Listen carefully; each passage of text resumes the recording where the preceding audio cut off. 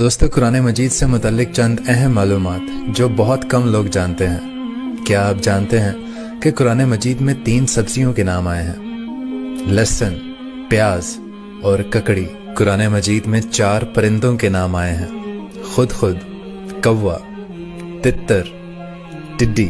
कुरान करीम में 3 दरख्तों के नाम आए हैं। खजूर, बेरी और जैतून। कुरान करीम में 4 धातों के नाम आए हैं। सोना, चांदी, तांबा और लोहा। कुरान करीम में 4 पहाड़ों का नाम आया है।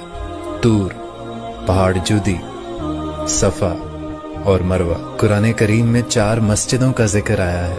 मस्जिद अल हराम, मस्जिद अक्सा, मस्जिद कुबा और मस्जिद सर्रार। और कुरान करीम में 6 फलों का जिक्र आया है।